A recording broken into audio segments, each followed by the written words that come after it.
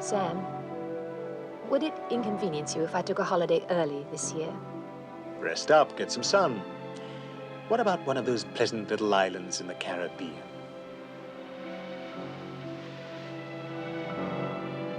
Goodbye, Richard.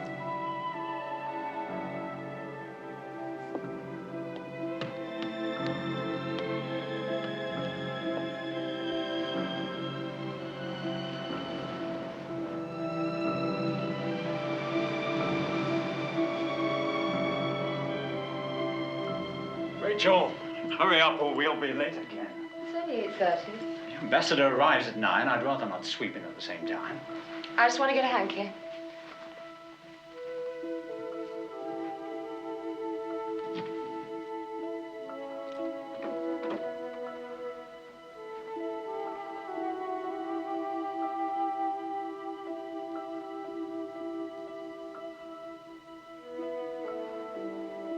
Can I help you?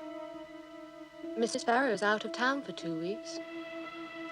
No, I'm sorry, Mr. Patterson, but I have instructions not to give out that information. Do you want her to call you? No. Rachel! Coming!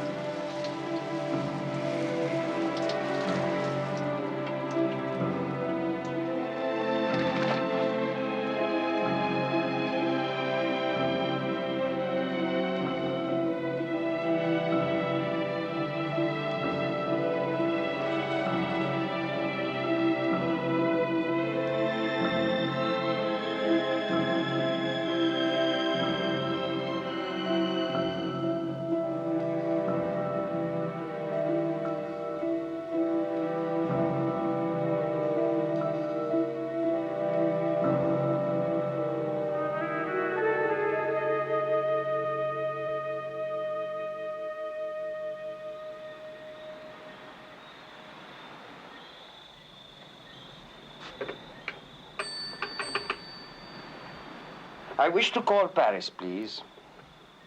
306-4353. Extension 211. Yes? Good evening, Comrade Sverdlov. Extremely well, thank you. And you, comrade? Are you enjoying your vacation?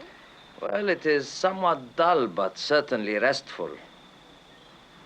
If there is no pressing business, I shall be back on the 14th as planned. There's nothing pressing, Comrade Sverdlov.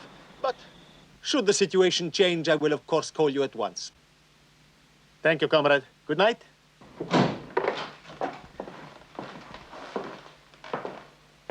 General Golitsyn wishes to see you.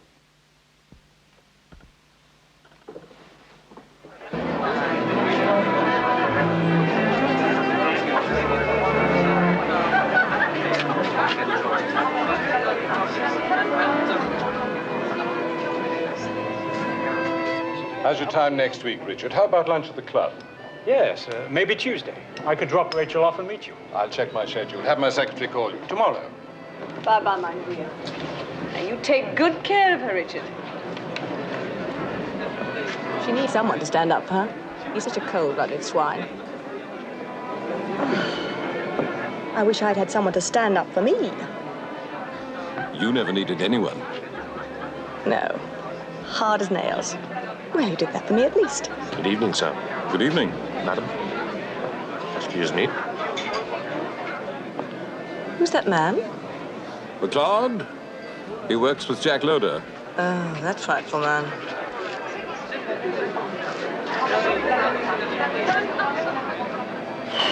It's getting a wee bit crowded in here.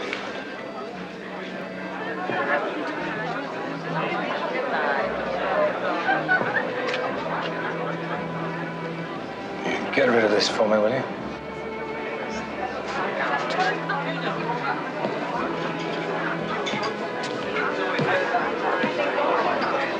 Good evening, good captain. Good evening. Mrs. Patterson, Good evening, Mr. Loder. enjoying yourselves? Very much, thank Good, you. good. I don't like that man. But if you do, he wasn't picked because of his personality. In the final analysis, it's results that count. If you consider our lead policy... Excuse me, Colonel. Jack. Can I have a word with you? Would you excuse me, please? All right, Jack. What's on your mind? General Golitsyn arrived without Sverdlov. And so far, Sverdlov hasn't shown up. Yes, I know. He wasn't at the Belgians last Tuesday either. I was going to call you at your office tomorrow. Where the hell is he? What's up? He's out of France. On a vacation, we assume. Oh. Well, if you gave us a bit more information, we might be able to assume something for ourselves. Sorry. It really looks like a vacation. Nothing more. It's in Barbados. Barbados? They never go anywhere for a holiday except home. He must be up to something. Setting up a rocket base. The Caribbean could just be a blind. Maybe Sverdlov's been recalled. Unlikely. Maybe Golitsyn's being moved up. No, too old. Too rigid. If Sverdlov's pulling out, then his replacement is already here. And we don't know who that is. It's going to be very pretty, isn't it? I'm willing to bet there is no replacement. Sverdlov's on a holiday. But we're keeping a close check.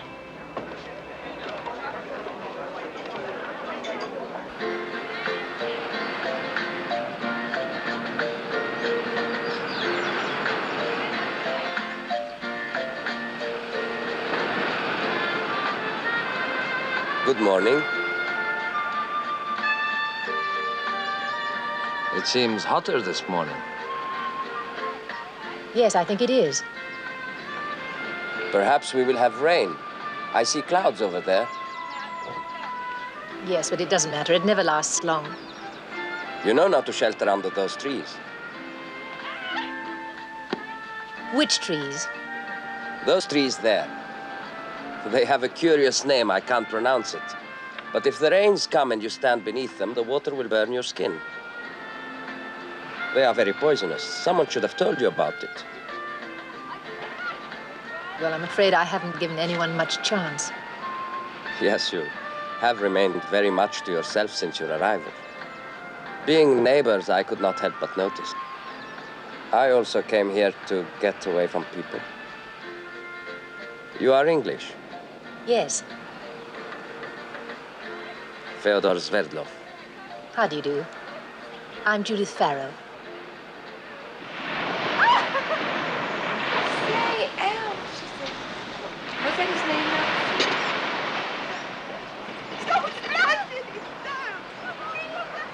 You take sugar? Yes, 3 spoons, please. What do you do at the embassy? I am a military attaché. I work with General Golitsyn. No? No. Does his name mean anything to you? No, should it? Well, he's been in Paris for nearly 3 years. You said you know Paris. I know someone who works there. I used to go over there sometimes for the weekend and stay with friends. I don't mix in embassy circles. Yes, they're not very exciting. Always the same faces. I would have remembered you if I'd seen you. Do you work in London? Yes, I'm a personal assistant to a man called Sam Nielsen. He's with the Home Office. Yes, I know him. Would you like a Russian cigarette? No, thank you. I promise you it isn't drugged. Well, even if it was, you'd have to find some other way. I don't smoke. If I go away and leave you in peace, would you have dinner with me? Yes, if you like. It would be very pleasant for me. 8 o'clock? I'll wait for you by the bar.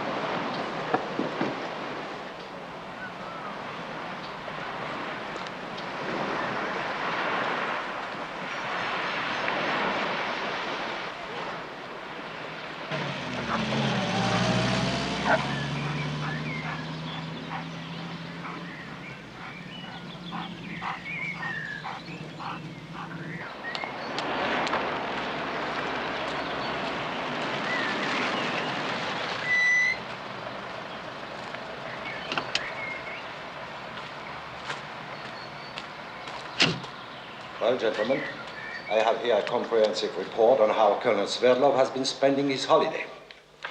So far, he has done nothing suspicious. He has been behaving like an ordinary tourist, spending a holiday out of season. He's even got himself a girlfriend. She's British. Judy Farrell, works for Sam Nielsen. Bloody hell! What's wrong? Sam Nielsen is in a very confidential position. Not confidential enough to involve a man as important as Sverdlov. One of the glamour boys could have been sent out to do that. Well, all right. Maybe it's just a coincidence. Exactly. Yeah, maybe not. I'm skeptical about coincidences. If Sverdlov has made contact with a British subject, then it's my responsibility. All right. But I think it would be less than prudent to act as if she was already passing him secrets. Yeah, naturally, Colonel. I also suggest it would be less than prudent not to consider the possibility. Naturally. Pompous bastard. Does he know about Mrs. Farrow and Captain Patterson? No. I'd like to see his prudent face when he learns that Sam Nielsen's personal assistant is also shacking up with our gallant air attaché. That's a hell of a contact. Aye. For a chance like that, the Russians would bloody swim to Barbados.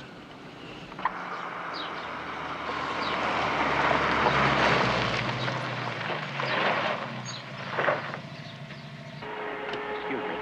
May I have your picture, Mr. Van Meer? Thank you.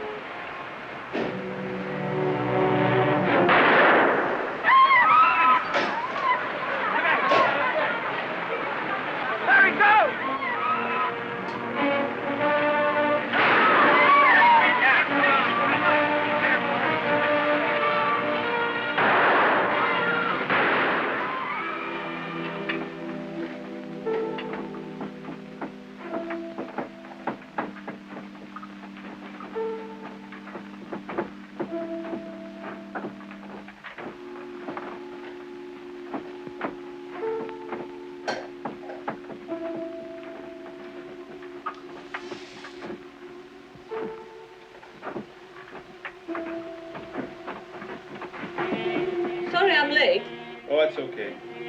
I've been here long myself. Had a meeting with the Colonel today.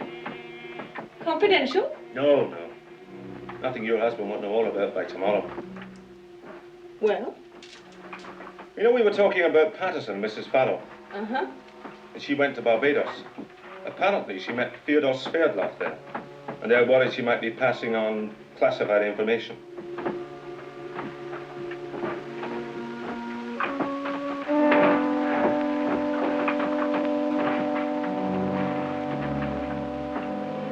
Be a sweetie and turn off that bloody television.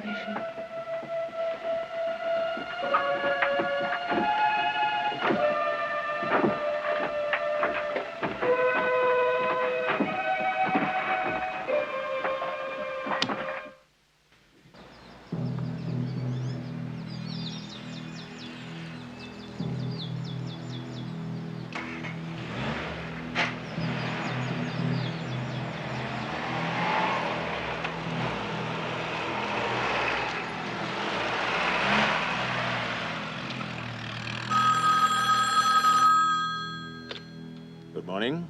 Oh, good morning, Commissioner. Just thought I'd bring you up to date on Mrs. Farrow and Mr. Sverdlov. Oh, nothing very new. They continued to see each other. The last 2 nights they had dinner together, and as usual went for an early morning swim. But so far, she has not invited him into her bed.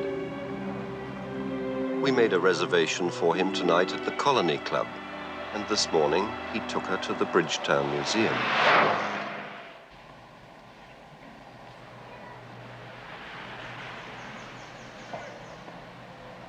Look at this. A slave on Hayward's plantation, St. Peter, accused of stealing a sheep, was hanged from a tamarind tree. He protested his innocence, saying that the tree would vindicate him. Since then, the tamarind tree has borne a seed in the shape of a man's head. Isn't that extraordinary?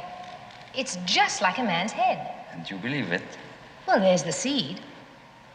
I wonder what the owners felt like when they saw those seeds appear on the tree. You think they were worried? You think they had a conscience? Everyone has a conscience. You don't think so? Would you say I have a conscience? Well, perhaps not a very big one, but a conscience.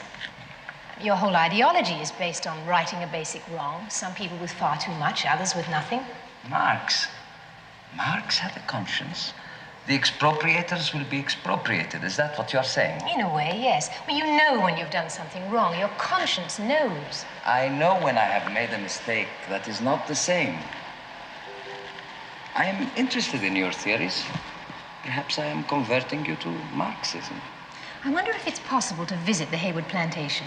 And you would look for the tamarind tree. You really believe it exists? I don't know, but I'd like to try and find it. I want one of those seeds just to prove something to you. I am Russian. We are the people who invented fairy tales. Like the existence of God. You know, it is a good sign that we have many dialectic disagreements and yet get along. We are proving that it is really possible to coexist. Perhaps that's because we're on neutral territory. Too neutral. I am optimistic. You like me. I can feel it. Are you afraid to make love? Yes. I've just had one miserable love affair, and I don't intend to start another one. Who was he?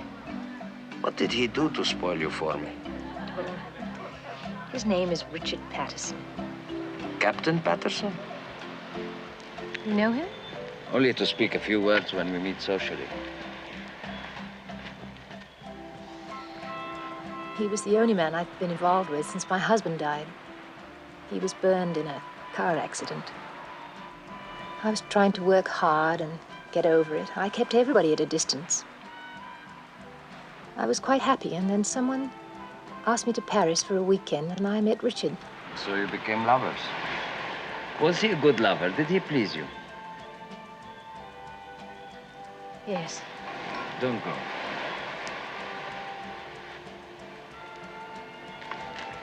Then why did it all end? Oh, he said he and his wife were separated, that he was going to ask her for a divorce. As it turned out, he never even considered it. She's going to have a baby in a few months. So while he was loving you, he was reconciled to his wife. And in her bed as well. And you can't forgive him for making a fool of you. I don't want to talk about it anymore. I'm nearly finished. The worst thing about Captain Patterson is that he's really very dull. I would be much better for you because I make you laugh. Did you laugh much with him? No, I suppose I didn't. Much too serious, too intense. I find it hard to take these things as a joke, and so I don't think you would be better for me.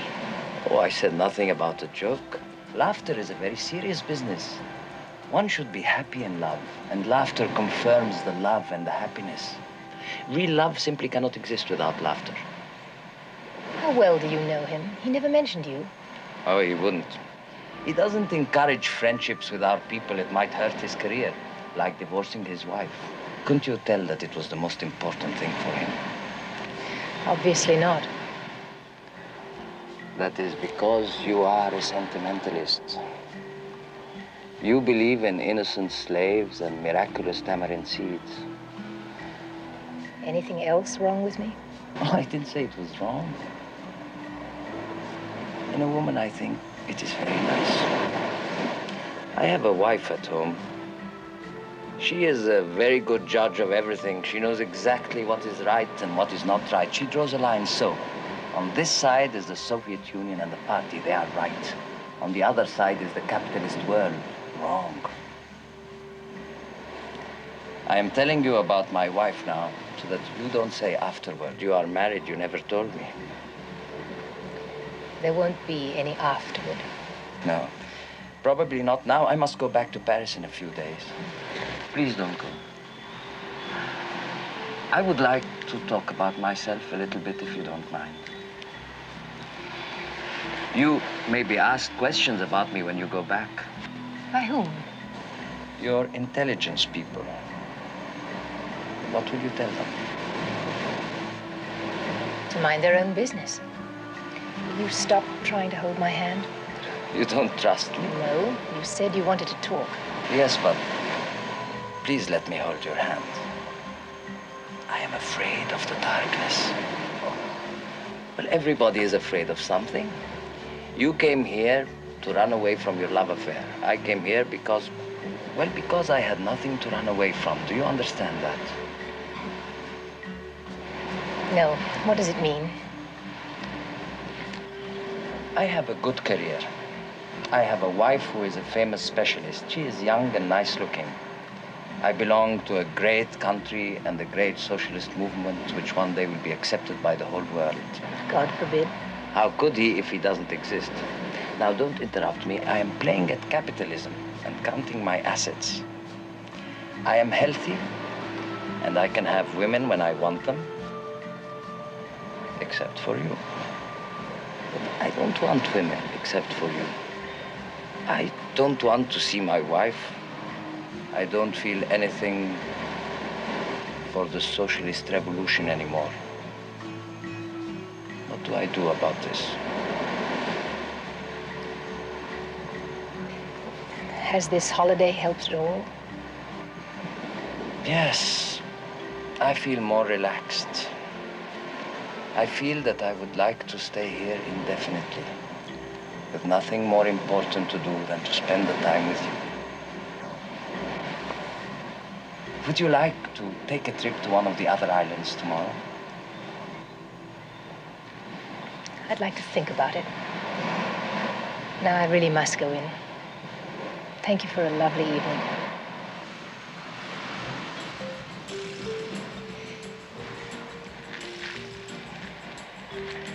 I am surprised about one thing.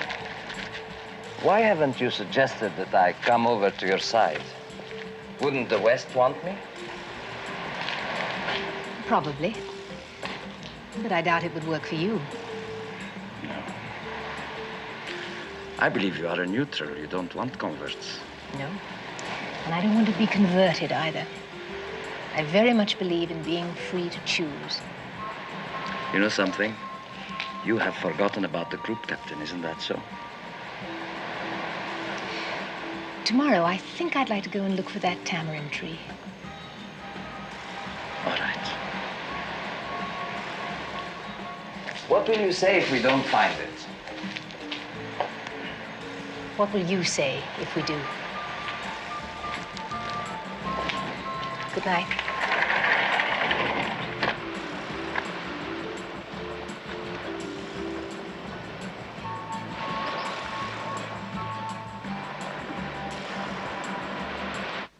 Wonderful evening. Oh, my dear. I'll ring you next week. Good night. Thank you again. Thank you for coming. Good night now. Good night. Good night. Bye. Bye. Take care, the two of you. Rachel may not be the brightest lady in the world, but she's very sweet. I'm glad you like her. It'll help Richard.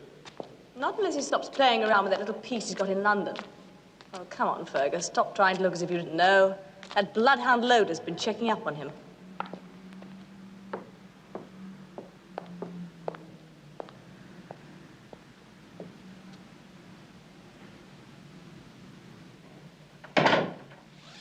Who told you that?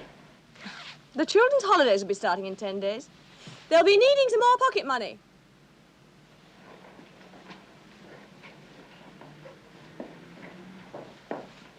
Whoever told you about Loder's investigation had no right to do so. It was rather naughty of him. I want to know who it is. Why? You'd only get him into trouble. I'd make sure he never gave away another confidential report. Darling, it wasn't anything important. Just a little affair. Men are always having them. And after all, it was a woman he was sleeping with. I've no interest in what Patterson does with his private life. My only interest is in seeing that security amongst our staff is held to a maximum. If you go to Loder and start stirring up trouble, he might find out things about me you wouldn't want him to know. I suppose you have thought about that. Yes.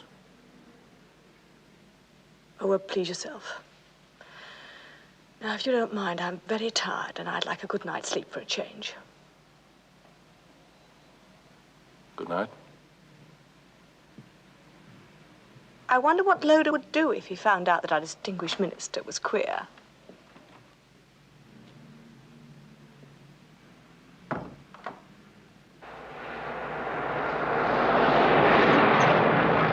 How can an intelligent woman like you even think of such nonsense? Shall I tell you the truth? There was no tamarind tree. There was no innocent slave. There is no force outside this world which gives justice to the weak. There is nothing but man. And his standards are not consistent. One year you are right about a certain thing, the next year it has become a crime. The truth is there are no standards, only expediencies. That's the most cynical statement I've ever heard. What would happen if you talked like that at home? It would depend. 2 years ago it would have caused no comment, but the wind changes, the weather vane turns. That is what ideology is. A weather vane which is subject to the wind of expediency or of whim. There was an empress of Russia who made it high treason to wear pink. Did you know that? It was her favorite color. Some people in your Western world feel the same about someone with a red tie. None of it makes sense. In a way, that is the glory of materialism. It teaches you in the end to despise everything that is material. And leaves you nothing of value. Survival. That is the only end worth living for. To live, because afterward there is nothing, no reward for the good, no punishment for the evil. I don't believe that. If you simplify it, it's just absolute selfishness, and I don't think that makes anybody happy. You think I am selfish? Well, no, you philosophize one way and you act another. Basically, you're a very kind, generous man. Kind and generous to you, perhaps. Well, perhaps because I hope to get something out of it. I see, thanks. You believe me. You are very gullible. Your group captain told you he loved you and you believed him. I tell you I'd do something because I want to go to bed with you and you believe me. We are both liars. How are you going to survive if you can't tell the difference between one lie and another? I'm really worried about you. I asked you not to keep mentioning Richard. I should never have told you about him. It was very stupid of me. You don't know how charming it is to find an intelligent woman who does stupid things. Tell me something. Are you as sad about your lover as you were when we first met? Does it really hurt when I talk about him? No. No, it doesn't. It seems less real here. But I don't want to go back. It will be easier than you expect. You will think of me instead of him. You're sure? We will meet in London, if we are very discreet. She's booked on a flight due back Friday. She obviously likes him, but if it takes going to bed with her to recruit her, so far he hasn't succeeded. It's possible his trip to Barbados is just a coincidence. Oh, it's possible. But you don't think very likely. I think it's best to be very careful. Thank you. You know, she's Sam Nielsen's assistant, and she's Group Captain Patterson's mistress. I thought the affair with Patterson was finished. If Comrade Sverdlov persuades her to go over, I don't think she'll have much trouble starting it up again. You think there's a chance she might go over? Sir, my line of business has taught me three things. No one's to be trusted, nothing is to be believed, and anyone is capable of doing anything. You know, about 3 years ago, Mrs. Farrow lost her husband in a car crash. She was just getting over that when she met Group Captain Patterson. Well, knowing the gallant Group Captain, it's not hard to guess what happened. And a very unhappy young woman took herself off to Barbados in search of whatever it is that young women are in search of. A twice damaged little plum, just ripe to fall into the hands of a man like Sverdlov.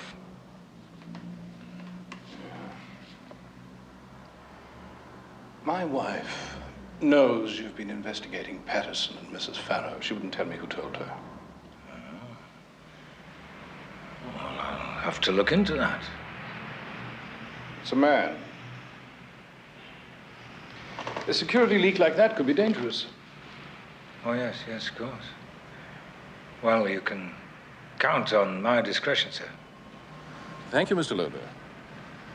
Perhaps we could have dinner some evening. Oh, yes, sir. I'd like that very much, thank you. I'll call you. Right, fine, sir. Thank you. I'll look forward to that.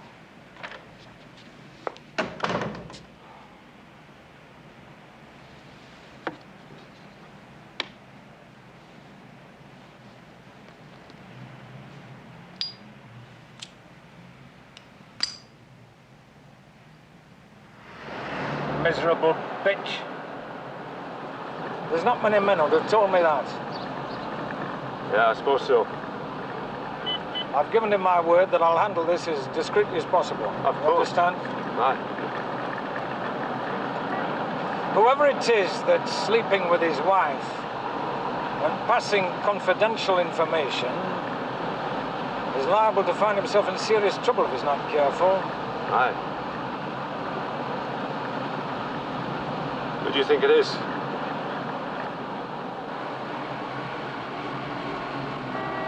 Watch the road.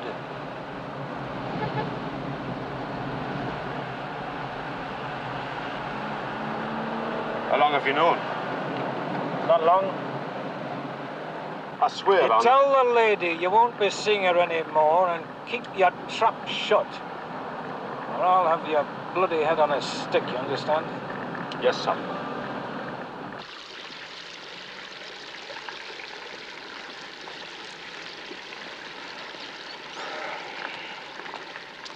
Will you meet me in London? I don't know. It's been so simple here and uncomplicated. Can we wait and see how we feel when we get back to work? If I must. You are sure you don't want me to take you to the airport? No, thank you. Open it when you are on the plane. All right. Goodbye, Dushenka. Goodbye.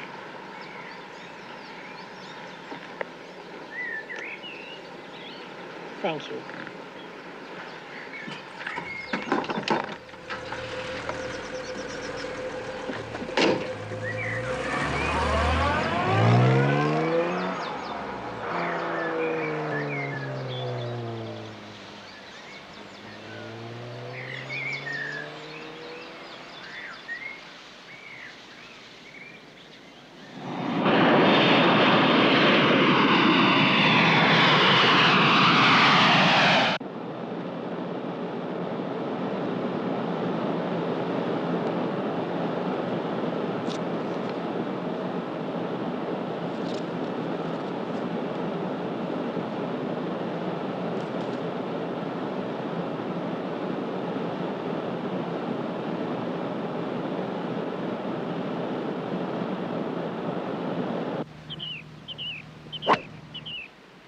probably settled now that Rachel's here, too.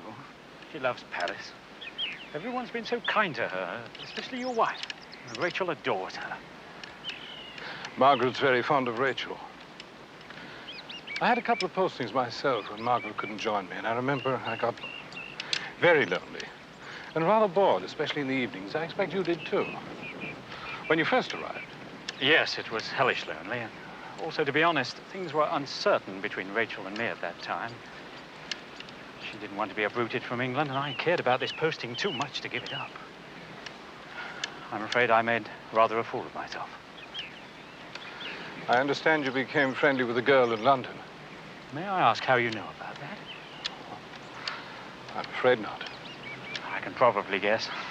A security check was run on me. I suppose I should have expected it. I find it just as nauseating as you do. The whole idea of spying and playing peeping Tom on our own staff. But none of us is exempt from it, if that's any consolation to you.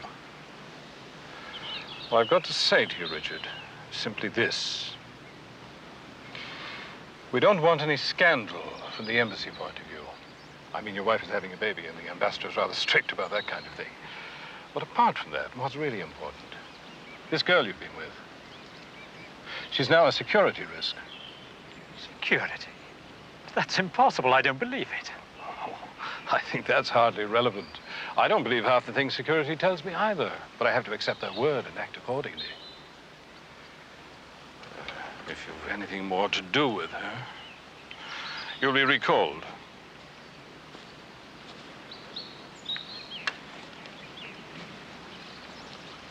I have to have your assurance. Nothing in writing, just your word. Of course, I'll never see her or communicate with her again. We had, in fact, broken off about 3 weeks ago. Well, I hope this unpleasantness hasn't ruined your game.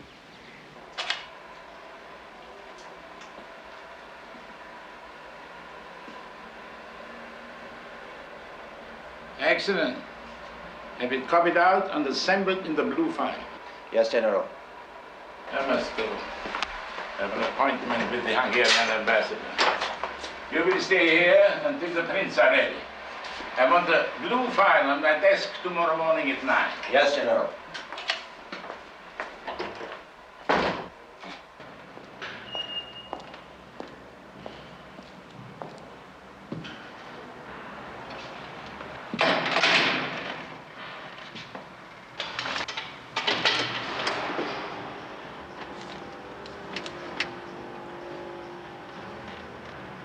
Well, tell us all about Barbados, Mrs. Farrow. Nice weather. Yes, marvelous. Meet anyone interesting? You know very well that I did. That's why you're here, isn't it? He said you people would come around. I'd be glad if you'd tell us exactly what happened. What's this man's name? You did say he, didn't you, Mrs. Farrow? His name is Fyodor Sverdlov, and he's a military attaché at the Soviet embassy. Did he make friends with anyone else beside you? No, we spent the time together. As far as I know, he didn't speak to anyone else. Sounds as if you got on very well. Yes, I like him very much. You don't say. You know how well we got on, and I'm sure you know exactly when we went swimming and where we went to dinner and what we ate. So why don't you just get to the point? The point, Mrs. Farrow, is that you can't expect to pick up a senior Soviet official like Colonel Sverdlov and not set the cat among the pigeons. Oh, I've done nothing wrong. I mean, I met a man staying at the same hotel. I liked his company, and I presume he liked mine. You work for a man in a very important position. Sam Nielsen deals with a lot of highly confidential stuff. You think for 1 minute that I would do You're a anything. very attractive young woman, don't misunderstand me, but don't you think it's a bit odd? This man choosing you out of the whole island? He couldn't possibly have had another motive besides just being friendly on a holiday. Well, you're absolutely wrong. I mean, I know what you're getting at, but it's not true. He's going to contact you again, isn't he? Yes, perhaps, but not to recruit me. I mean, that's what you're trying to infer, isn't it? Did you sleep with him? How dare you ask me that? I'll ask you what I bloody well like. You work for one man in a confidential post, And you've been having it off with another. Oh, yes, we know all about Group Captain Patterson. Did you tell your Russian boyfriend about him, too? Yes, I did. Oh, for Christ's sake, you're a gift to them. Now, you listen to me very carefully, Mrs. Farrow. He'll get in touch with you again. And when he does, you won't try to muck about. You'll come direct to me and tell me. You understand that? Immediately. They've baited a big hook to catch you. That means that there's something they want which must be within your capacity to give them. You know, I'm not saying you do it. But they don't play according to the rules. It's surprising what you can make a woman do when you've got a hold on her. Like blackmail. No, I've told you you're wrong. You're so wrong, it's ridiculous. I mean, he'd never do anything like that. I know him. Do you? I doubt that, Mrs. Farrow. I doubt that very much. Well, you just forget this little meeting, go back to work, see your friends, do whatever you normally do, and when he contacts you, you get in touch with me at that number. Now, you'll do that, won't you? You won't do anything silly like seeing Sverdlov and not telling us. If you're right, and he tries to involve me in anything, I will tell you at once. But I will not be used to spy on him. Nothing you can say would make me do a thing like that. Fair enough. Goodbye, Mrs. Farrell. Thanks for talking to me. Oh, and not a word about this to anyone. Just keep it in the family. Bye, Mrs. Farrell. Thanks again.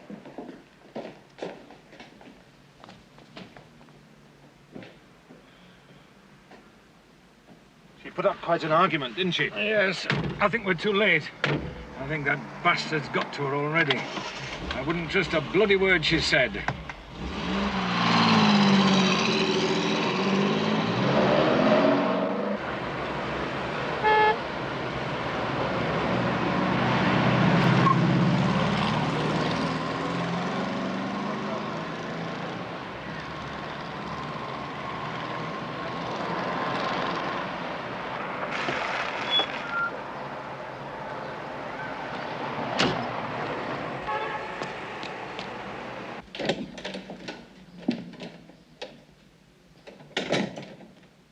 Who are you?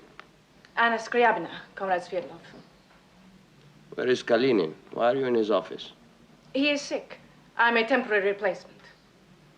I hope you'll find me satisfactory, comrade. I'll do my best. What is wrong with Kalinin? I don't know, comrade. Do you know where he is? No, comrade. I was only told he was sick, nothing else. All right. I see there was a meeting between the ambassador and the Czechoslovakian charge. I don't see a full report in my papers. Do you know where it is? It should be there, comrade.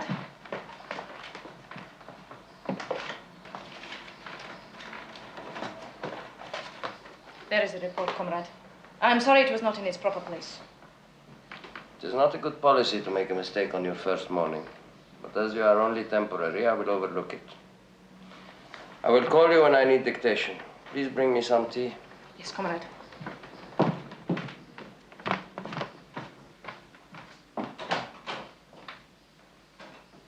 Kalinin was showing signs of strain. It was reported by several people that he didn't sleep at night, and he was drinking. Did you know that, comrade? No. I became alarmed in your absence, knowing he had access to quite a lot of confidential information. So I decided to have him medically examined. He was diagnosed as both physically and emotionally unqualified to continue his work here. So we decided to send him home to recuperate. He was invaluable to me. I feel somewhat responsible. Perhaps I've worked him too hard. That was the doctor's opinion. If you are not satisfied with Anna Skriabina, I can have her replaced. By a man, if you prefer. She does very well. It may be that I shall keep her permanently. I have seen the reports that you compiled during those 2 weeks, including that very interesting contribution from Blue. I wonder who recruited Blue. I've heard it said that it was you, comrade. I don't even know his identity. Nobody knows that except Panyushkin. That's the measure of blue's importance. Nobody else who works for us has been so well protected. A very wise precaution. Now, to change the subject, but not the object, I have had some luck on my trip to Barbados. I have made a very useful contact. I met a woman on the island. She has a very confidential job at the Home Office in London. I believe that I will be able to recruit her. That could be very useful. Is she attractive? Very. Well, then your task should not be too unpleasant. On the contrary, Mrs. Farrow is as charming as she is beautiful. I am looking forward to our relationship with the greatest of pleasure.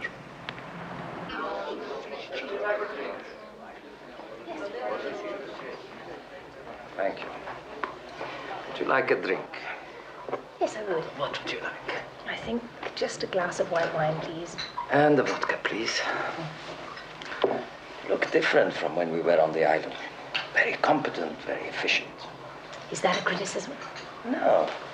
If I said I prefer you in a bikini, is that a criticism? I guess not. Don't you like me in my business suit? I'm not sure. You must give me time to get used to it. I am surprised by one thing. You're not wearing a red tie. Oh, I'm in disguise. I'm a Russian spy. Didn't you realize that? You were right about my visitors. I was met at the airport. Oh, I am sorry. Tell me what happened. Oh, there was a man who drove me back to my flat, and there was another man who did the interrogating called Mr. Loder. He said you would get in touch with me again, and I was to let him know immediately when you did. I see. And have you done that? Have you let him know that we are together? No. Did he say anything else? Oh, just the usual about my mixing with Russians, my job being confidential. You can imagine the kind of thing. Only too well. Now I will fill in what you have decided not to tell me. He said I was a dangerous Soviet agent, and that I was only interested in you because I hoped to recruit you as a spy. You know, it is charming to see a woman blush like that. You must never try to lie to me. I can see straight through you, like glass. Is that what you think? Do you believe him? Think. No, I wouldn't be here if I did. It's not true, is it? No. What a bad interrogator you would make. You stare into my eyes to see if I'm lying. Well, people can lie with their eyes. I am telling you the truth. I am not going to seduce you and persuade you or blackmail you into telling me what your Mr. Nielsen says to the Prime Minister. Although I have told my own people that I would do this. You've told your own people? Yes. I told them that I hope to recruit you to work for us. That way I can meet you whenever I want, without suspicion. Oh, I don't know what to do. This whole thing is getting so out of proportion. The first thing that you must do is to inform your intelligence man that we have been together. Otherwise, you could be in great trouble. Let me teach you the first lesson about these little games. You must try to tell the truth as long as possible. That way, when times changed and you have to lie, there's a great chance that you will be believed. You said yourself I'm a bad liar. Never mind. I will teach you. I am a great expert. You say the most extraordinary things. Why should I believe a word you've said when you've boasted you can lie like a trooper? Like what? A trooper? Oh, it's just an expression. It doesn't mean anything, really. Besides, I'm not going to lie to anyone. If I choose to see you, that's my business. Oh, I'll tell them we've seen each other and that I was right and they were wrong. I won't believe you. You will be followed and watched. Do as I tell you. Play that game for them. Then we can have our evenings together. And maybe a weekend. No weekends. Then we must go to a nice dark place where I can dance with you. You behave too badly. I don't behave badly. You won't let me. One dance.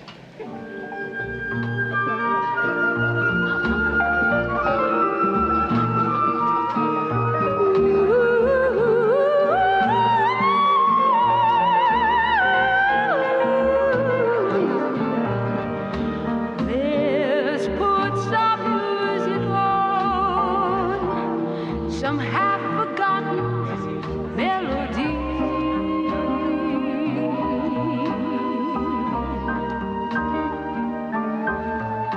The kind that takes you back and helps revive a memory.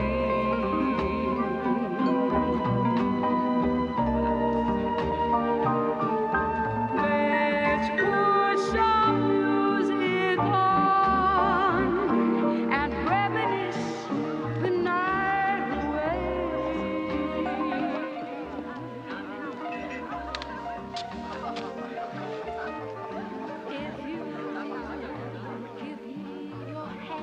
Stop thinking about that dull Englishman.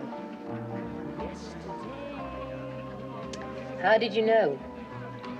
When I first saw you, you had a look on your face. It was not happy. You have the same look now. I'm sorry. Why don't you become a communist and come back to Russia with me? Well, offhand, I can think of several reasons. And they are? Your wife, for one. I must admit that is a consideration. And red really doesn't suit me. I refuse to believe it. Politically, you see, I'm true blue. True blue? What is that? Is it a political joke? No, to some people it's quite serious. It's used to describe the heroes of Victorian novels, people very loyal to the Queen and the Empire, that kind of thing. That's funny. True blue, I must remember that. Ну, Федя, как ты? Хорошо, Митя, как ты поживаешь? Hello. This is Mr. Memyonov and Miss Mitchell, Mrs. Farrow.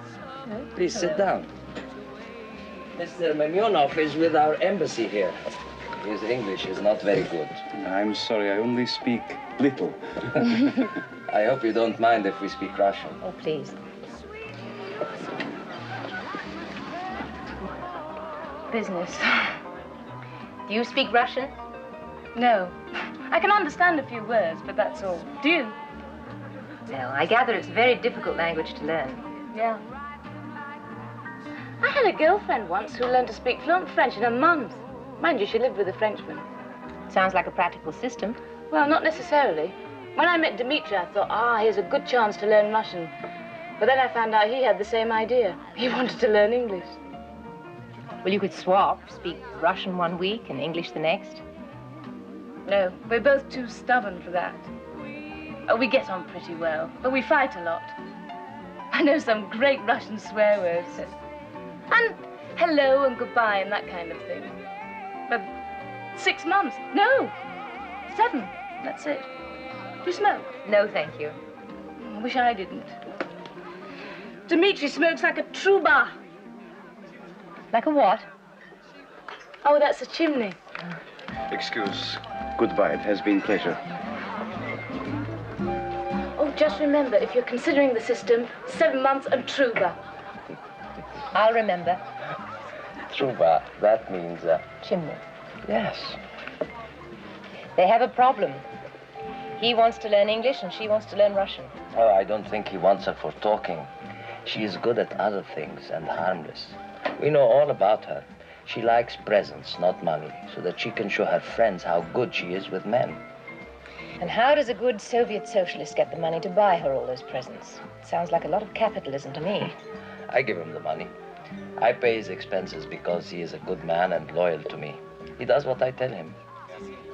I told him to do something for me now, and I know he will do it. What is it? He is going back to Russia on Wednesday. I told him to find out about my secretary, who was supposed to have been taken ill while I was in Barbados. He was sent home. You have a male secretary? Yes, they are more efficient than girls. But I have a girl now. I suspect that she is a plant. She is there to report on me. Why? I'm not sure yet. There are many things about myself that I might tell you someday. And there are many people who don't agree about those things. In any case, don't worry. I will find out and do what is necessary. Would you like to dance again? No, thank you. I have frightened you. Oh. Would you like me to take you home? Yes.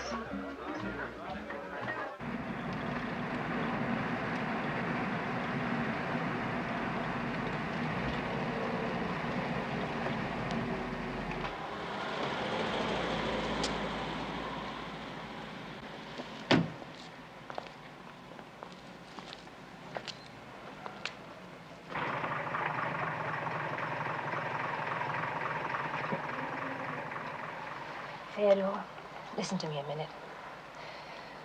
This is all getting too complicated. I mean, your people watching you and mine going after me and... Well, I'm just not prepared to see you and let you think that I'm eventually going to sleep with you, because I'm not. You don't wish to see me again?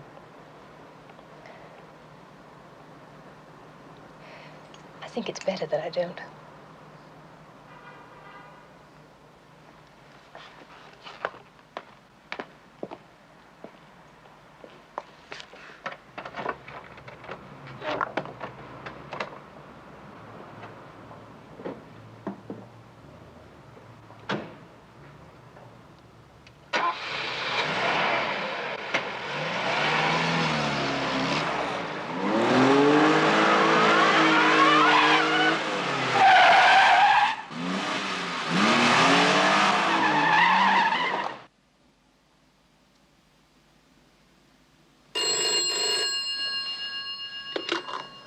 Hello? I will not try to sleep with you. You can stop crying. I'll be outside your office at lunchtime tomorrow. I'm at the airport. Oh, I've lost him. Right.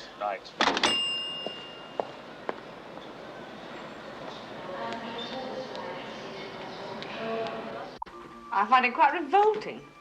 You and that dreadful man lunching together. Has he found out? Has he told you who it is this time? He's never even mentioned your friend. I'm sure he'll do everything he can to protect you in every way. So you don't need to worry. Oh, I'm not worried. You're the one who should be worried.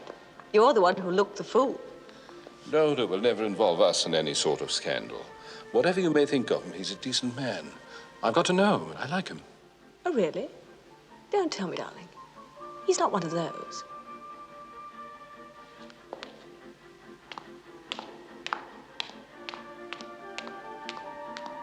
Have a nice lunch. Et maintenant, information routière. Sur la Nationale 5, circulation normale de bout en bout. Ce qui n'est pas toujours le cas, comme les automobilistes le savent. À Paris, sur les boulevards périphériques, circulation dense mais assez rapide. Dans les quartiers avoisinant l'opéra, gros embouteillage. Et maintenant, revenons à la musique.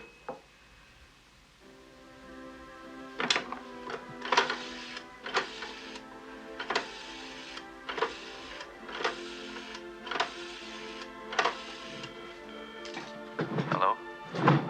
George? Yes? Don't give me any rubbish about not phoning you at the office. I haven't heard from you for nearly a week, and I demand an explanation. I suppose your boss has found out about us, is that it? Aye, that's it. I gather we won't be seeing one another anymore. Right? Right.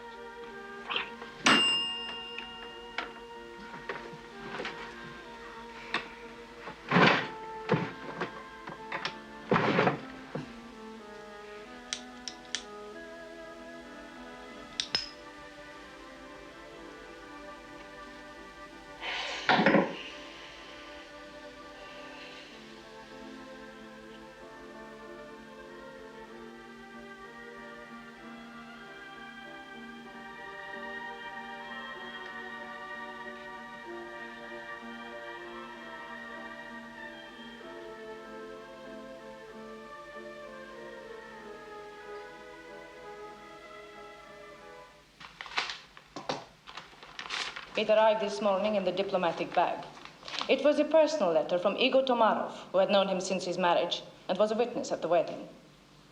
It enclosed the official document notifying him that his wife Elena had applied to the courts for a divorce. A short time later, Comrade Sverdlov instructed me to make arrangements for his flight to Moscow on Thursday, the 25th. Comrade Sverdlov then called Mrs. Farrow and made an appointment to meet her this afternoon in London. Look, if you don't love your wife and you want her to divorce you, then why are you going back to try and stop her?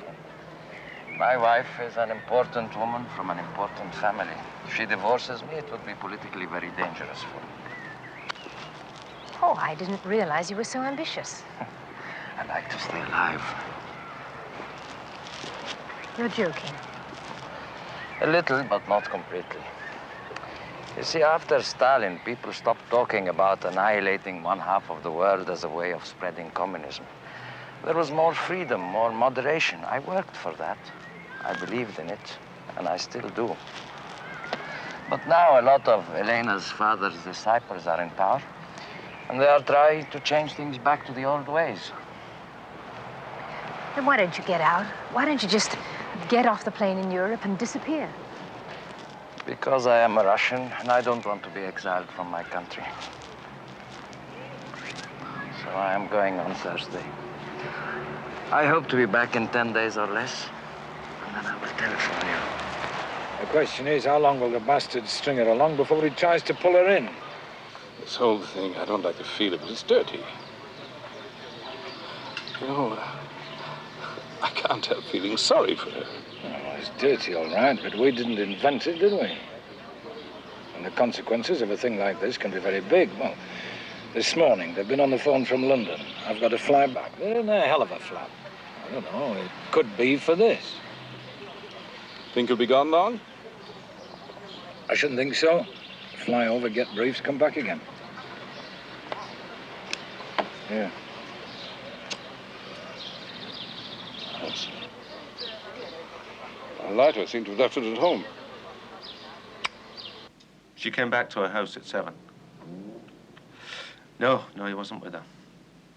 No, they haven't talked with each other, and she's made no other phone calls. Looks like she's in for the evening. All right. I should be back in Paris tomorrow. If anything startling turns up, you know where to reach me. Bye.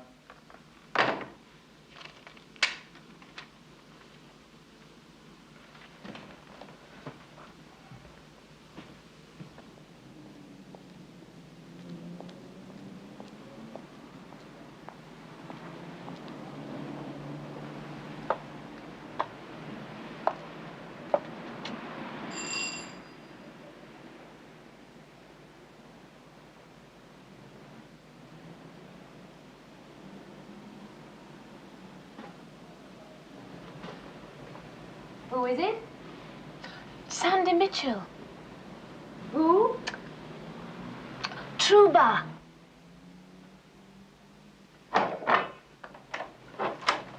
Hi. Hello. Please come in. I'm sorry if I'm disturbing you. Not at all. But I got this call from Dmitry Memnyov. Do you remember Dmitry? Yes, I do. Well, he's in Amsterdam at the moment on a 2-week trip. And he asked me to get in touch with you because he gave me a message for your friend, Colonel Sverdlov. Yes. Oh, no, I can't give it to you. I was asked to write it down, but I've got to burn it. I know it sounds ridiculous, but I really, you know... Well, I understand. Please read it to me. Okay. Kalinin is in the Lubyanka. They're waiting for you. On no account, let them persuade you to return to Russia. That's it.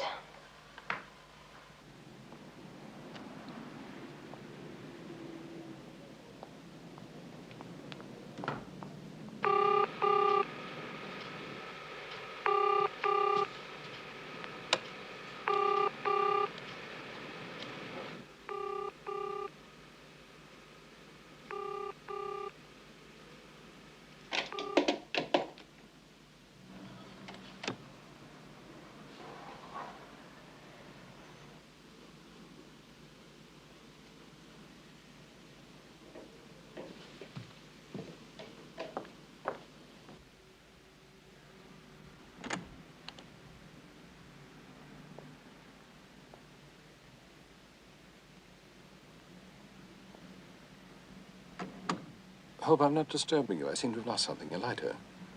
You haven't seen it, have you?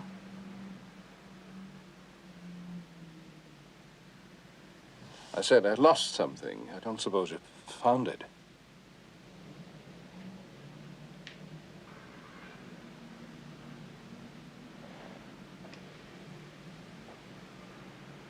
Looks like a lighter, doesn't it?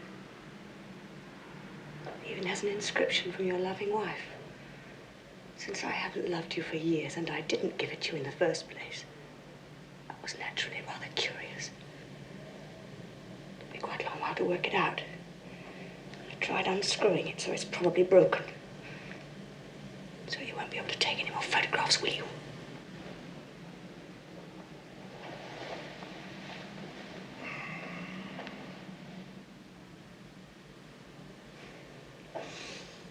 No.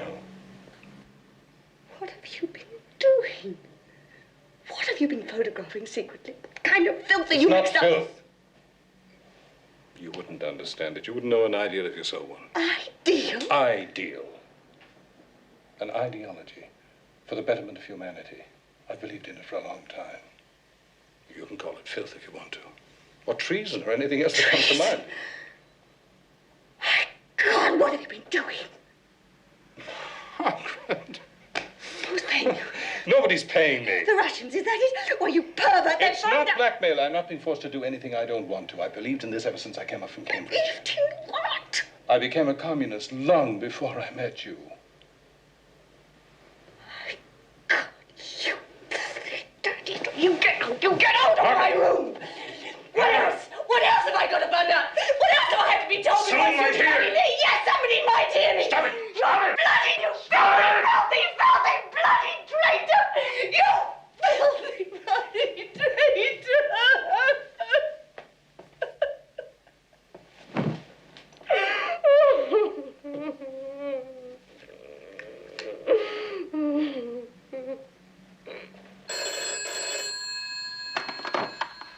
Dushinka. Oh, I've been trying to reach you for hours. Can you talk? Yes, but if it's something important, be careful. It's terribly important. I've had a message from your friend Dmitry Memenov.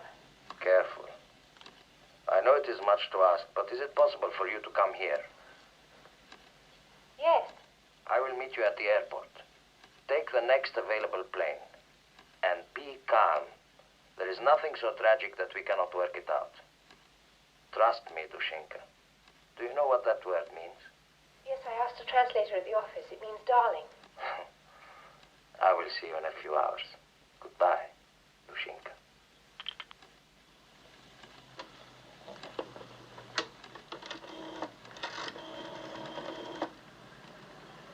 Check and see if Lauder's on that plane yet.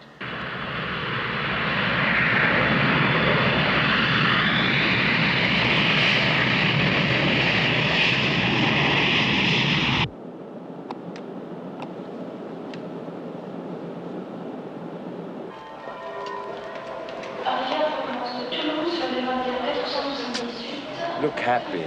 You've come all the way to Paris to see your lover. Are we being watched? Of course. What a wonderful surprise. I didn't expect to see you again until I got back from Russia. Don't think you would have returned from Russia. Tell me more about it on the way to the hotel. Hotel? Well, you don't expect me to take you to the Russian embassy. Mr. Loder would never believe another word you told him.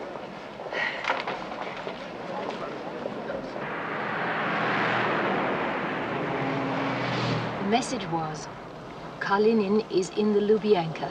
They are waiting for you. On no account let them persuade you to return to Russia. Kalinin is my secretary. Are you sure about that? Are you sure it was the Lubyanka? Oh, yes. Lubyanka's a prison, isn't it? It is an interrogation center for the KGB. They took Kalinin over there to manufacture evidence against me. By now, they must have got it. So my old friend writes to me to persuade me to come back. And my own wife agrees to divorce me. You see, I have become corrupted. I have fallen in love with a degenerate capitalist. And I have acquired a taste for Scotch whiskey. That alone proves that I have lost my Marxist soul. Stop it. You're in terrible danger. If you go back, you're going to be arrested. I can cancel my trip and rebook for later. I can say that I have succeeded in recruiting you and that you have a tremendous secret for me. Now, don't look so sad. They won't get me, I promise you.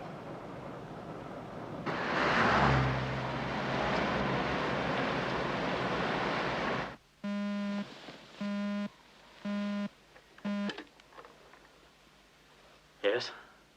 Richard, this is Judith. Richard? Yes. Wait a minute. Let me get to another phone.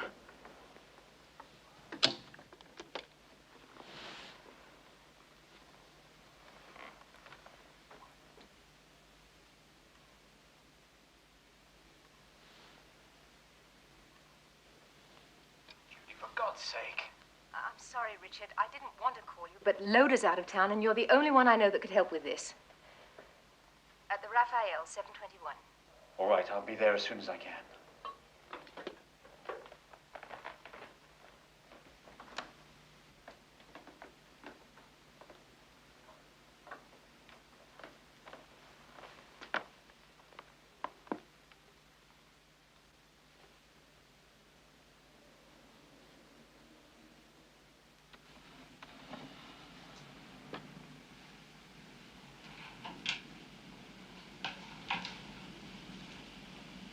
You listen to me, Fergus.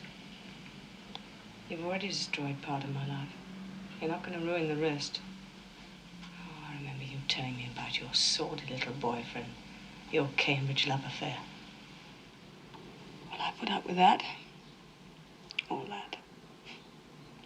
And now with the children nearly grown, our future assured and all those boring postings finished, in line for a grade 1 embassy. Now you think you're going to ruin it all. I could destroy you. Don't think I wouldn't enjoy seeing you go to jail for the rest of your life. I'd enjoy seeing you hang. But I'm tied to you. So, you're not going to say anything about it? Spent my life helping your career. I want that embassy. I want it for myself, not you. And I'm going to get it. Because you're going to stop what you've been doing. You'll get caught. I caught you out. And that means you're getting careless. It won't be easy. But I promise I'll try. Oh, you'll do better than that. You'll do exactly as I say. By God, one way or another, Fergus, I'll destroy you.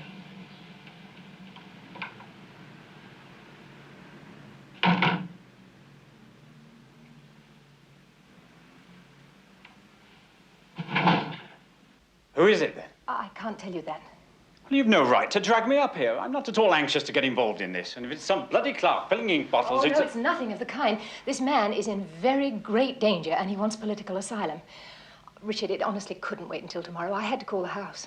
What exactly is it that your friend wants? He wants to know whether the British will receive him and whether they will promise not to hand him back to his own embassy.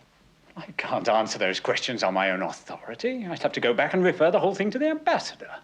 Well, you could tell the ambassador that this man would be a very valuable acquisition to Britain. But if you can't give me his name, I don't see how I can back that up. What section is he in? Can you tell me that? Military. Well, that could mean anything. Why can't you trust me? It's all so damn vague otherwise. I've told you all I can. Look, Richard, I know you're a great stickler for the rules, but if you tie this thing up in red tape, it'll be too late to help him. I'm not interested in helping him. I came here in case it would be a help to us. Oh, no. Well, there's always the odd unreliable who's willing to sell himself to the highest bidder just because he's in trouble with his own side and wants to avoid the consequences. Oh, Christ, I never thought I'd want to see that monster Loda, but I'd give anything to have him here instead of you. Then I suggest that you and your friend just wait until Loda gets back. Now, you listen to me. If you can't help me, then you put someone with authority onto me direct. Beyond that, you don't have to get involved. Sounds as if you got yourself into a pretty scruffy mess. No scruffier than the last time. I'll call you tomorrow.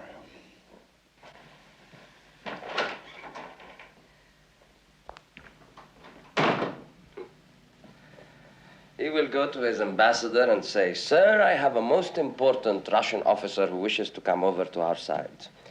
It will go down in his record and he will be happy.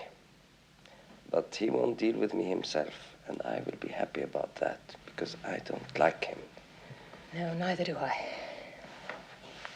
Which means that I am very determined not to make the same mistake twice. I am determined about that also. Then take me back to the airport.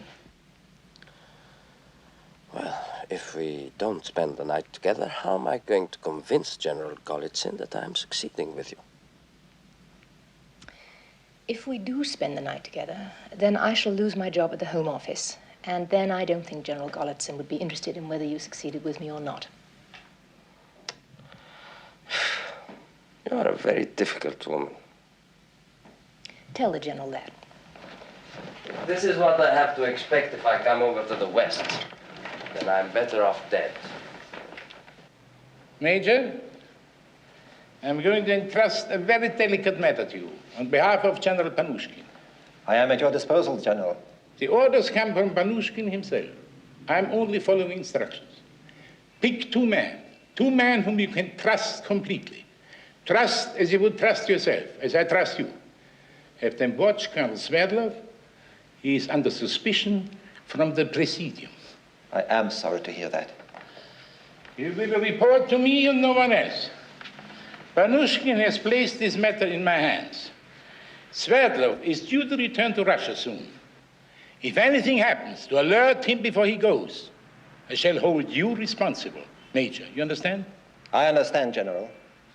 There's a woman involved with him, a Mrs. Farrow. She works for Mr. Nielsen at the Home Office. If Sverdlov succeeds in recruiting her, it would be very important for us.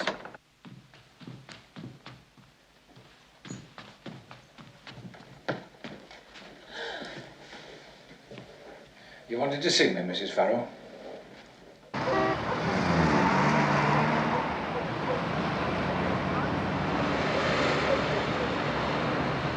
I hear the Brazilian minister's on the point of resigning.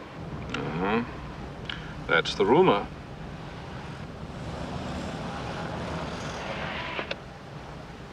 I imagine you find that sort of thing interesting. Not especially. Don't you pick up all these little scraps of gossip first so you can tell your friends? No. You just involve yourself in top-level stuff, I suppose. That's right. Listen, Fergus, I wasn't kidding. If you don't get out of this... What'll you do, Margaret? Turn me in? Ruin us both? I don't think so.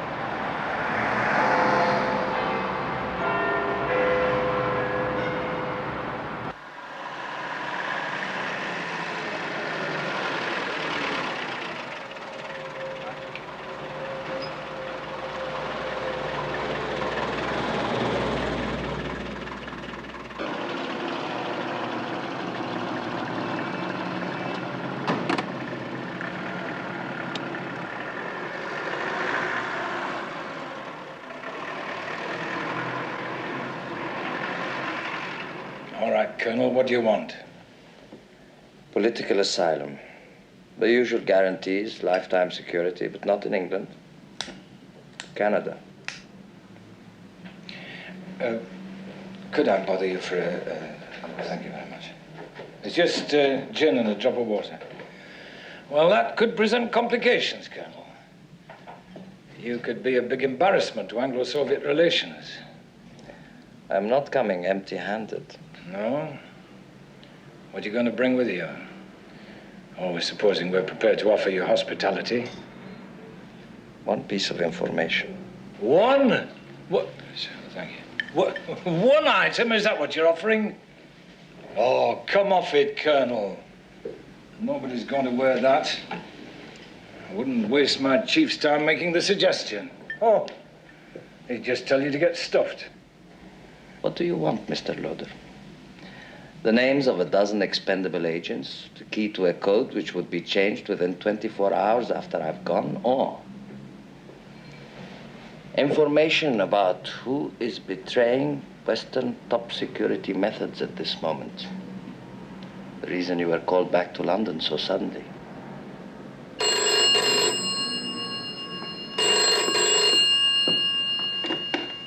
Hello?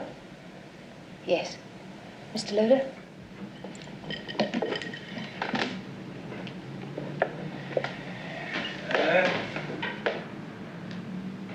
Oh. Right. The two men who followed you are across the street. I canceled my trip to Moscow. Golitsyn isn't taking any chances. Do you think he suspects what you're doing? I think he believes I need more time to recruit Mrs. Farrow, but he is a cautious man. He wants to make very sure that nothing happens which will prevent me from returning to Russia. Are you sure you can deliver? I will make, what do you call it? A deposit for the full payment. He has a code name. Blue. I will give you the blue file when I'm on the plane for Canada. Right. You give us blue, and we'll see you safe and snug for the rest of your life. How do you want to do it? I will make my arrangements and tell Mrs. Farrow. I believe she knows how to get in touch with you. Okay, you're on. Now, there's another little problem.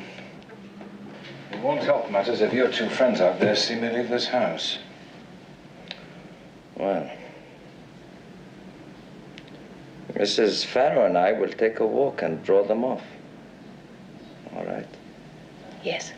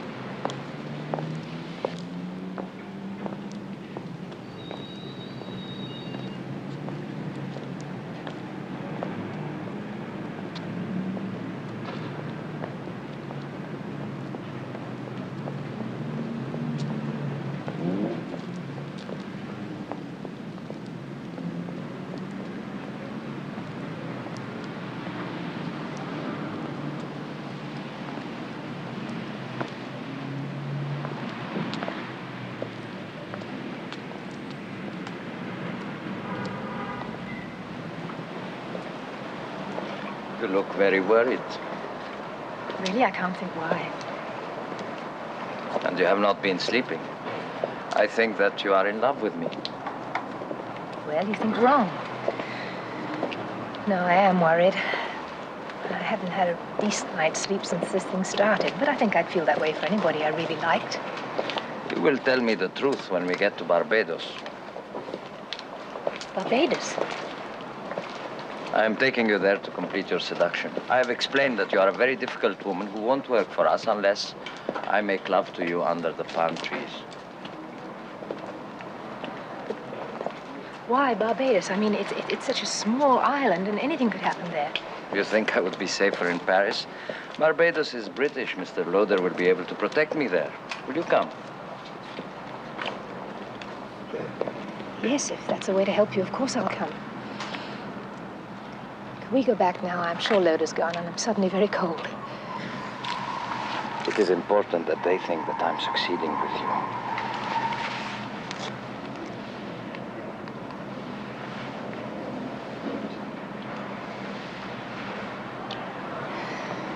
Oh, that's taking unfair advantage.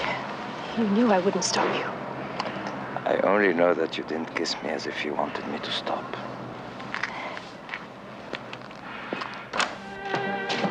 All right, really. Come on, my dear, sit down.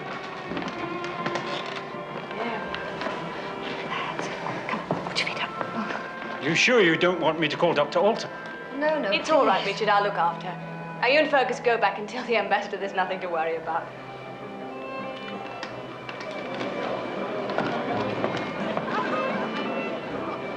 I'll get you a glass of water. I've never fainted in my life. You've never been pregnant before. Oh, come on. Pregnant ladies often feel faint. No, it isn't that. Here, come on. Now, what is it? Oh, Mrs. Stevenson, I'm so miserable, I just don't know what to do. Well, perhaps it would help if you talk about it. It's Richard, another woman. Just can't trust him. Ever since that woman rang the other night, everything's changed. It's always been difficult. I never thought he was after other women. Now I can't think of anything else. She phoned him. In the middle of the night, she said she had to see him, that someone important in the Russian embassy wanted to defect.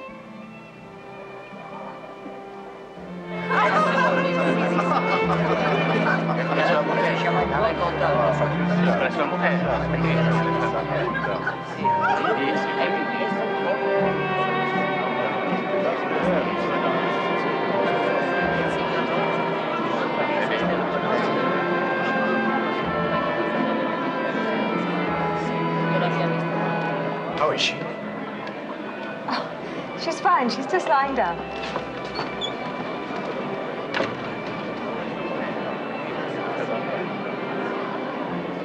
What's wrong? I just heard something that makes me want to throw up.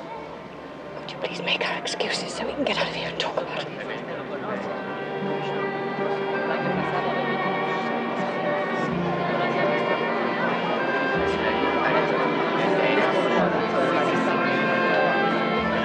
What are you going to do?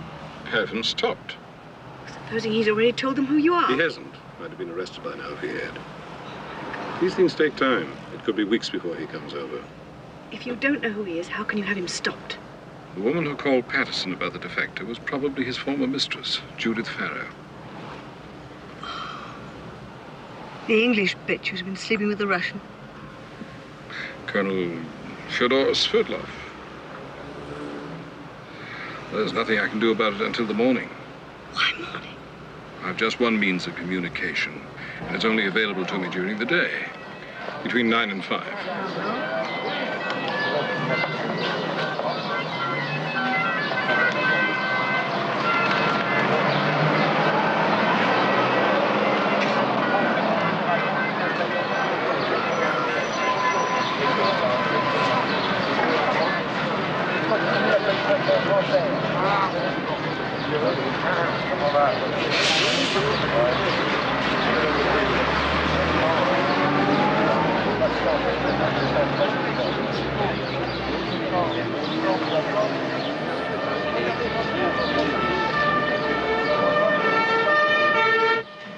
Morning, Colonel Sverdlov. Good morning, General. Can I get you some tea, coffee? No, thank you. I have come to a crisis with Mrs. Farrow.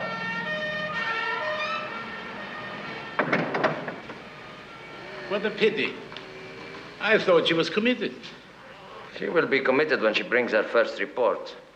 But I'm afraid she still has a little bridge to cross. One from her side to ours. She is feeling in a romantic mood at the moment. I shall have to take a few days and help her cross that little bridge. Well, as I remember, seduction can have its compensations. Another time I might enjoy it, but I have had to cable my wife and ask her to wait again. I understand. It's difficult to choose. I choose my duty. Of course. There is no question of which has the first priority. This woman has access to the most confidential report about everything Nielsen does at the Home Office. She could be one of our most important agents over here, perhaps as important as Blue. If I let her go now and take time to attend to my personal business, we could lose her. A few days to convince her that she is doing it for love, and then a controller can look after her for a week or two. Have you decided who is to take over in your absence? It might be dangerous to keep her uncontacted even for a few days. Do you have a man in mind? What about Gregory Stukalov? I will leave that to you. You and Stukalov will be responsible for keeping her while I'm away. If she likes Stukalov, then he can take over from me completely. But one should never hurry these things. Oh, patience is needed. I hope you'll be able to persuade Elena Maximova to forget about the divorce. She's a fine woman. It would be a pity to lose her. Oh, I don't intend to lose her. As soon as I have recruited Mrs. Farrow, I shall be on my way to see my wife. If everything goes well, I should be seeing you in a few days. Good luck, Omar.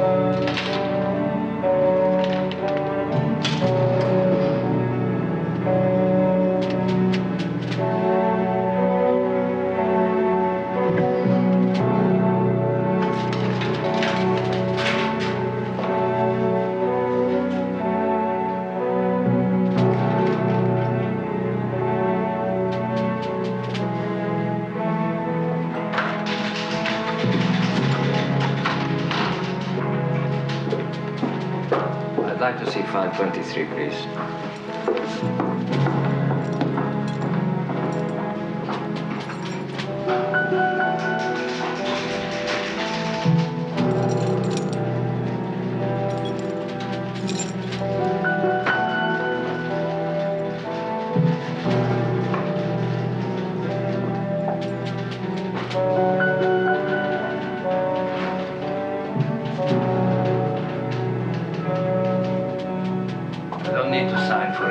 I'm not taking anything out.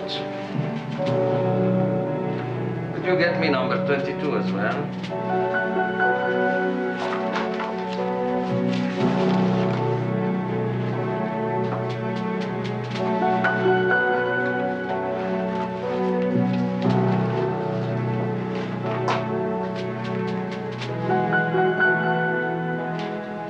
Thank you. Good morning, comrade.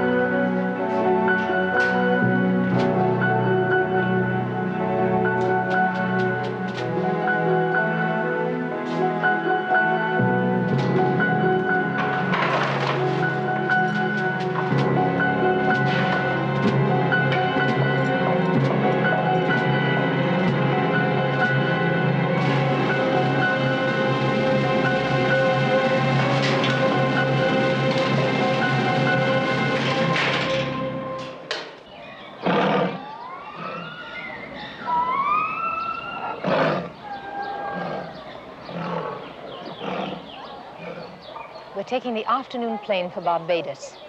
We'll be staying at the Beach Hotel, St. James. Well, he wants to get out as quickly as possible. Do you think you can make the arrangements in time? Oh, bloody well have to, won't I? Is that all he said? Oh, he'll have the documents with him. All right. I'll get him out of Barbados on the Saturday plane. Now, listen. Tell him there'll be protection laid on at the hotel, but stay there, you understand? Don't take any chances. Just stay there till our chaps come and get you out. Yes, I'll tell him. You're not thinking of leaving Barbados with him, are you? That's not on. I'm just warning you. I'm only going to Barbados because he needs me as an alibi. I've no intention of going on to Canada. Very glad to hear it. Yes, I thought you would be.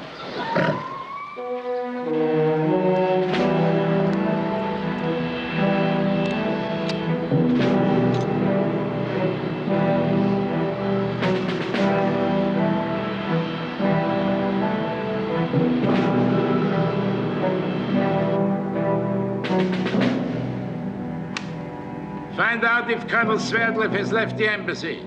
If not, detain him. Under no circumstance, allow him to leave the building.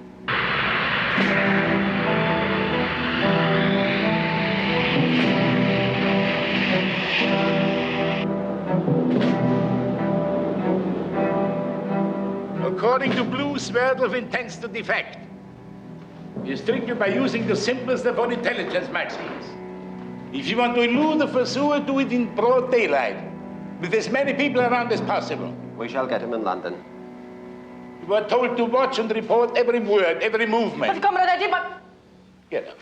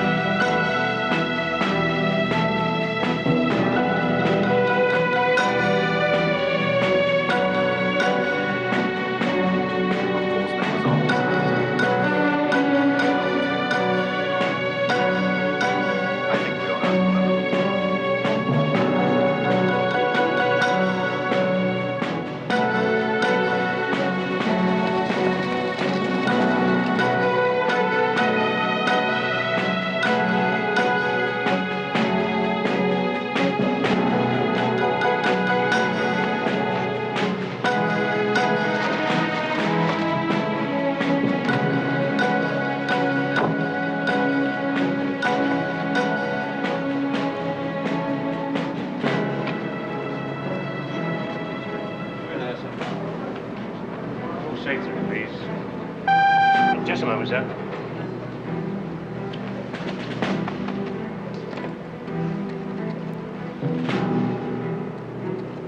What's that? Oh, sir, looks like a gun to me. Hey, just a moment. Oh, that's quite all right, sir.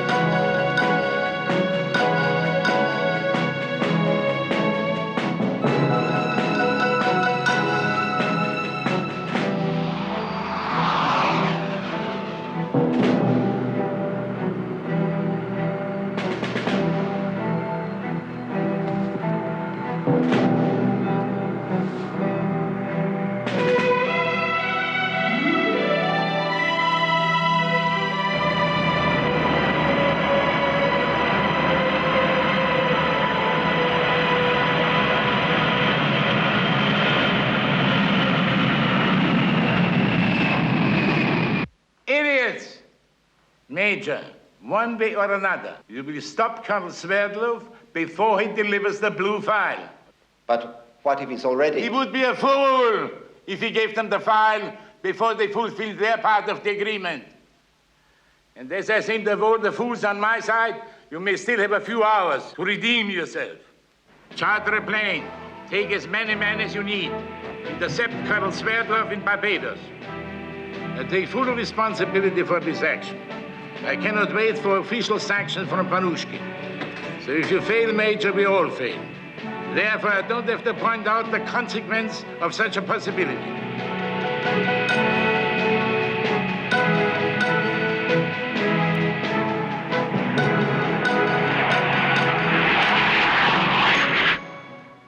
They're both on the island under close security.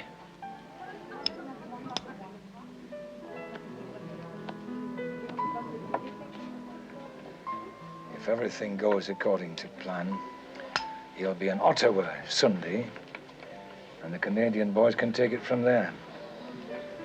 Congratulations. Wow.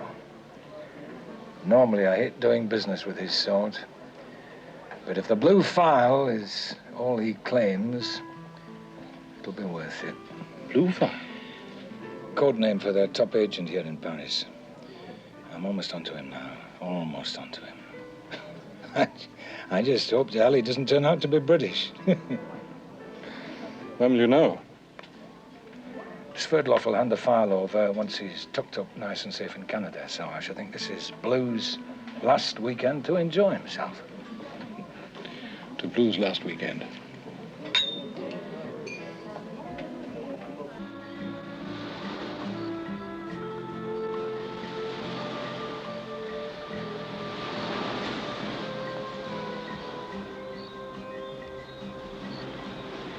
Would you like to swim? Loda said you were not to go away from the bungalow. I know, but I am a man and I want you. And if I can't have you, then I must occupy myself with some pleasant distraction which will keep my frustration to a minimum. Has it ever occurred to you that I might be slightly frustrated myself? Then come to bed with me. Or come swimming.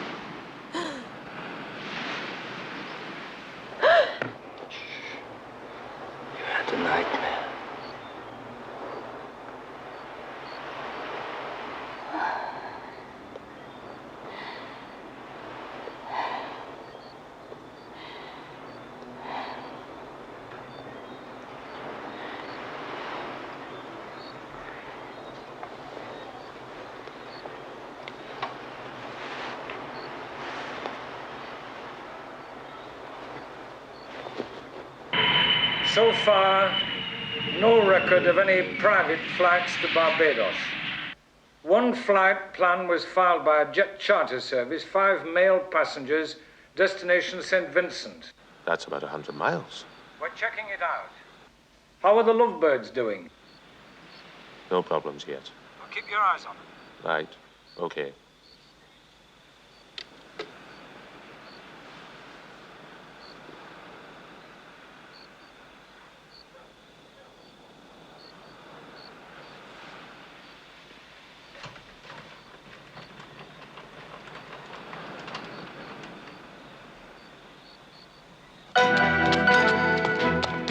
The man who chartered the flight lives in Paris and is a big dealer in foreign stamps.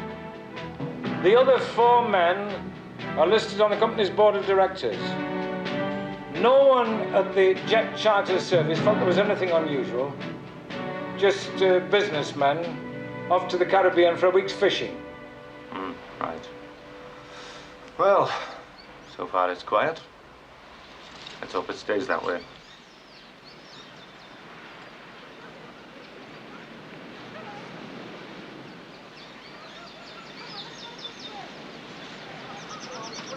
You know, you never talk about your husband.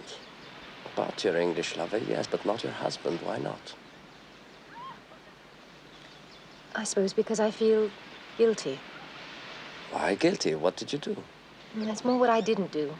For the last 2 years, I wasn't in love with him. Was he unhappy?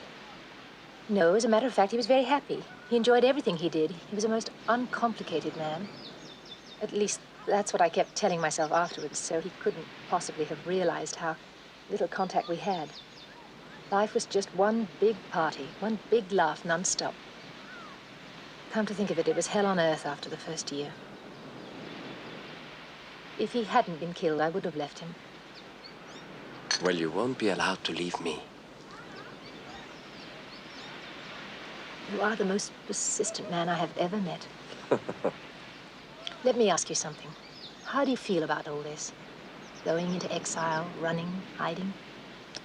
Well, you see, I'm Russian, and we believe in fate.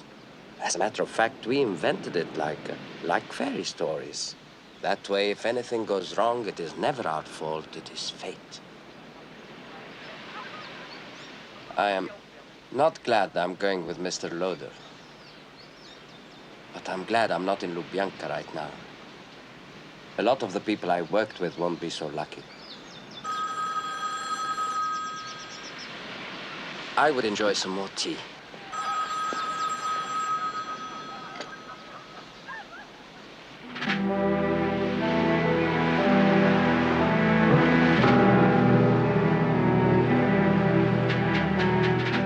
All right, thank you. That was Mr. McLeod. He reports that the plane will be here on time. We must leave for the airport at noon. I'm glad. There's your tea. Thank you.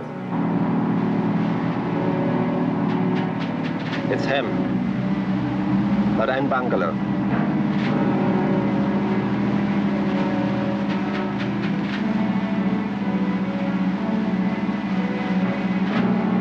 The doors are open. Very careless.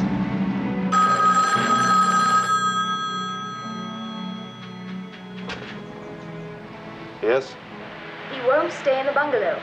There's nothing I can do about it. He just won't. Well, he's going out in a few moments to swim. Oh, it's all right, Mrs. Farrow. Don't worry. We'll look after him.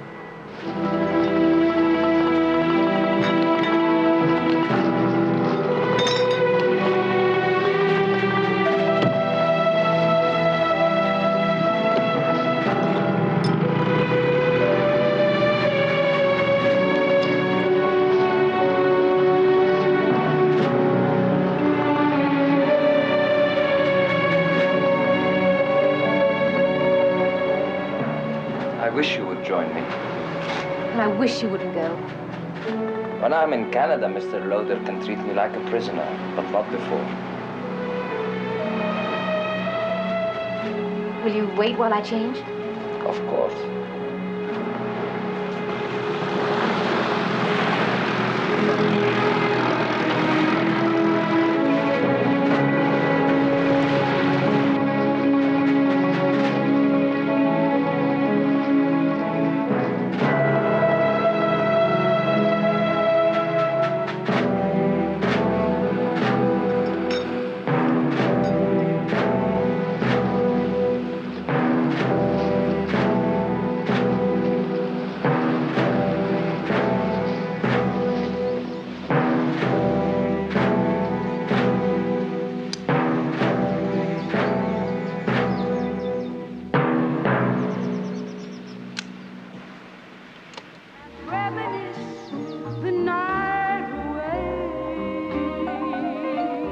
Lushinka, Yes? can you hear it? If you give me your hand. Yes, the song we danced to in London. Then A good omen.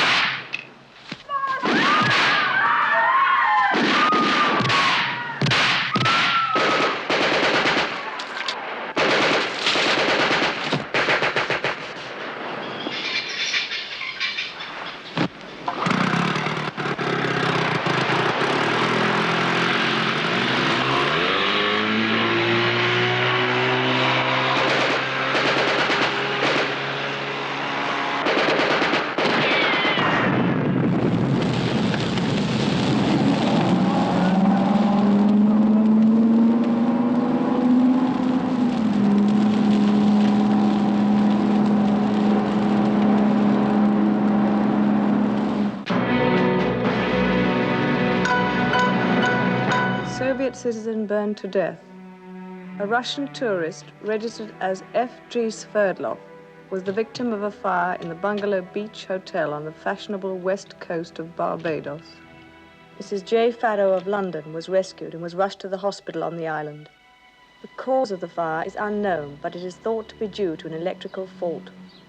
The bungalow was completely gutted and several of the surrounding buildings were severely damaged. I suppose you should be congratulated on a job well done. Will you get a bonus? I suggest you curb your aggressions until we're out of the woods. What do you mean? The traitor's dead. But did the blue file die with him? How will you find out? I'm having lunch with Loda. Will the children be down this weekend? We're planning to be.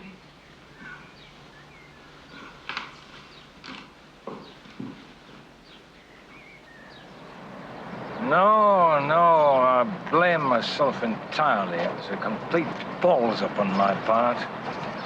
You see, someone must have tipped them off. Huh? Oh, yeah. They were all set for him. You mean the fire wasn't an accident? No. There's nothing accidental about napalm, is there? Yeah. Bad enough in the open, but in a confined space, well, just imagine. God, that's frightful. Yeah. He didn't have a chance. And that's not the worst of it either. The blue file burns with him. That's too bad. Yeah, but... What about Mrs. Farrow?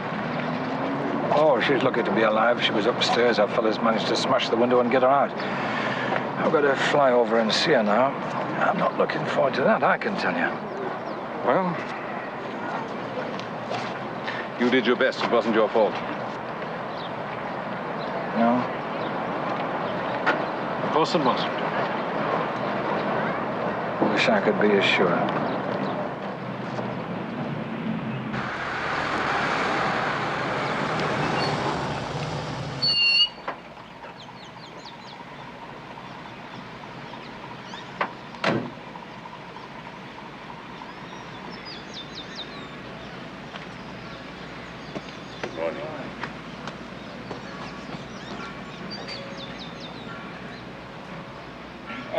Could you tell me where I'd find Mrs. Farrell, please?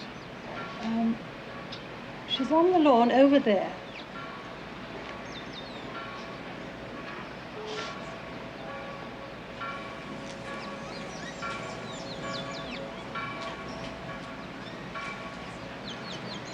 Thank you. Thank you very much.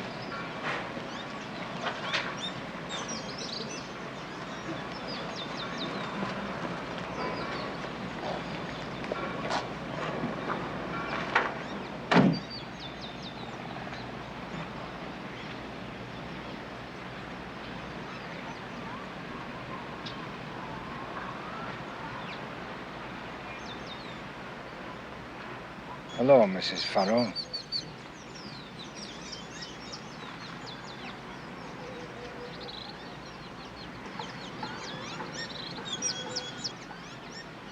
What do you want? They tell me you've made a great recovery. Going back to England next week.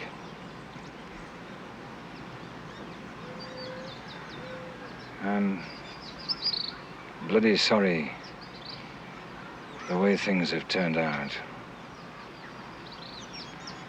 Are you? Yes.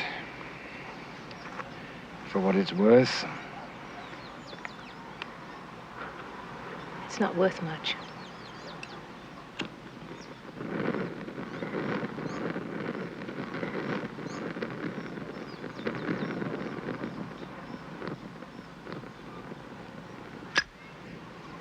Sorry.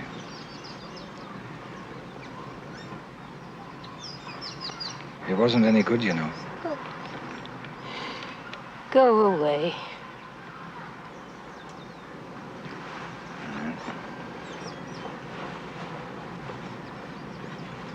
I brought something for you. Yeah?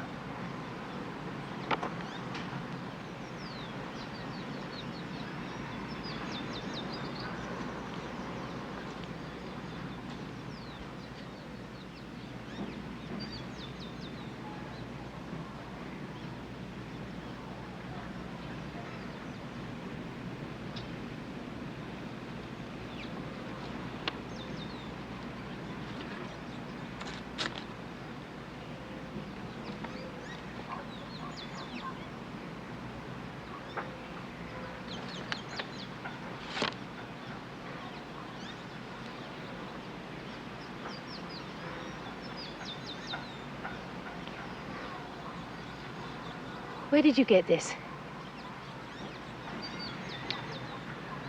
He isn't dead, Mrs. Farrow. He's alive. In Canada. After you called McLeod and said he wouldn't stay undercover, we decided to pull him in. McLeod went in the back door and he managed to get Sverdlov out just a split second before the bomb exploded.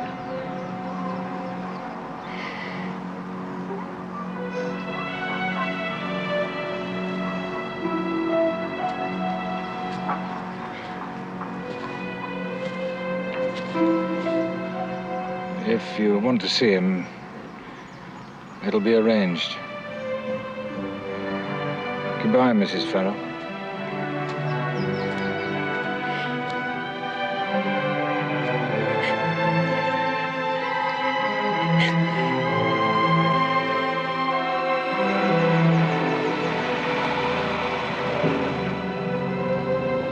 How is she, okay?